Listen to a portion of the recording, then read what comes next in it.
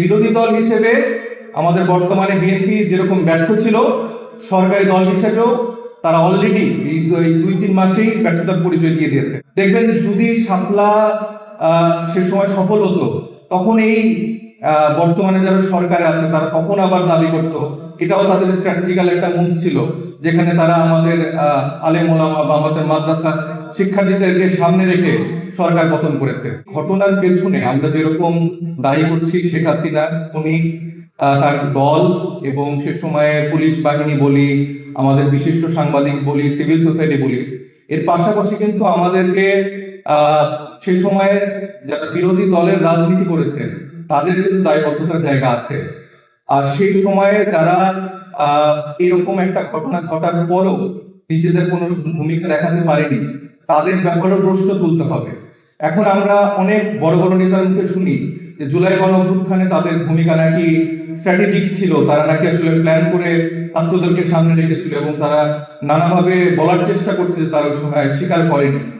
দেখবেন যদি শাপলা সে সময় সফল হতো, তখন এই বর্তমানে যারা সরকারে আছে তারা তখন আবার দাবি করত, এটাও তাদের স্ট্র্যাটেজিক্যাল একটা মুভ ছিল, যেখানে তারা আমাদের আলেম ওলামা বা আমাদের মাদ্রাসা শিক্ষার্থীদেরকে সামনে রেখে সরকার পতন করেছে। তো এই যে ক্রেডিট বাজেট যে রাজনীতি, সেটা আমরা দেখছি যে বিরোধী দল হিসেবে আমাদের বর্তমানে বিএনপি যেরকম ব্যর্থ ছিল, সরকারি দল হিসেবেও তারা অলরেডি এই 2-3 মাসেই ব্যর্থতার পরিচয় দিয়ে দিয়েছে।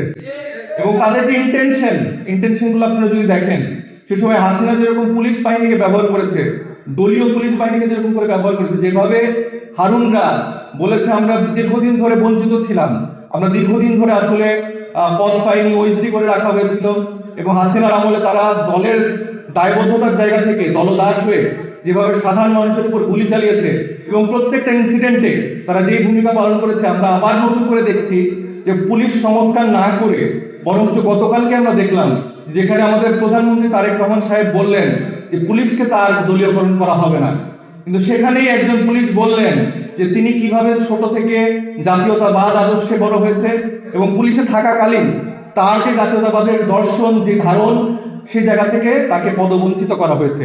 এবং তার মানে পুরস্কার স্বরূপ আমরা দেখতে পাচ্ছি আবার নতুন করে বিএনপি পুলিশকে দলীয়করণ করছে। আবার আমরা দেখছি পারিবারিকভাবে অনেক বিরোধী দলের সরকারি দলের হুইপের স্ত্রীকে একটা বিশেষ দায়িত্ব দেওয়া হয়েছে। এরকম নানাভাবে আমরা দেখছি পুলিশকে আবার নতুন করে দলীয়করণ করা হচ্ছে। তো বিএনপির জায়গা থেকে তারা নতুন করে আবার বিভিন্ন ইস্যুতে এড়িয়ে যাচ্ছে। যেরকম আমাদের সীমান্তে 2 জন ভাই হত্যা হলো, এই বিষয়ে এখনো আমরা দেখলাম না সরকার এরকম কোনো স্টেটমেন্ট তারা দিয়েছে। তো তাদের যে ভূমিকা, তারা কি নতুন করে আবার একটা আওয়ামী লীগ হতে যাচ্ছে কিনা, সেটা কিন্তু এখন অনেকটাই স্পষ্টত। এবং আমরা মনে করি যে আমাদের যেই ন্যাশনাল ওলামা অ্যালায়েন্স গঠিত হয়েছে, তারা যে সুন্দর একটি আয়োজন করেছে, এবং আয়োজনের মাধ্যমে আমি বলতে চাই আমাদের দায়িত্ব শুধুমাত্র আমাদের যে মুসলিম ভাইরা আছে শুধু তাদের প্রতি না, কারণ পশ্চিমবঙ্গে যেই আগ্রাসন শুরু হয়েছে ধর্মান্ধতার নাম করে, সেই আগ্রাসনের একটা জায়গা কিন্তু আমাদের এদিকেও তৈরি করার একটা প্রচেষ্টা করা হতে পারে। তো সেই ক্ষেত্রে আপনারা যেরকম জুলাই গণঅভ্যুত্থানের পরে আমাদের মাদ্রাসার ভাইরা, আমাদের আলেম ওলামারা যেভাবে মাদ্রাসা ভাইরা সবাই মিলে মন্দির পাহারা দিয়েছেন, আমাদের অন্যান্য ধর্মাবলম্বী ভাই বোনদেরকে নিরাপত্তা নিশ্চিত করেছেন, আমরা আশা করবো এখনো তারা তাই করবেন। আমরা বিভিন্ন জায়গায় দেখছি মাজার ভাঙা হচ্ছে, এরকম নানা ভিন্ন মতের মানুষের উপর আক্রমণ করা হচ্ছে। আমরা আমাদের ইমানি দায়িত্বের জায়গা থেকে আমরা চেষ্টা করব যেন তাদের উপর এরকম আক্রমণ না হয়, এবং বাংলাদেশে যে আসলে সবাই সুন্দরভাবে নিরাপদে থাকতে পারে, সেটা আমরা একসাথে আমরা মনে করি যে আমরা প্রমাণ করতে পারবো।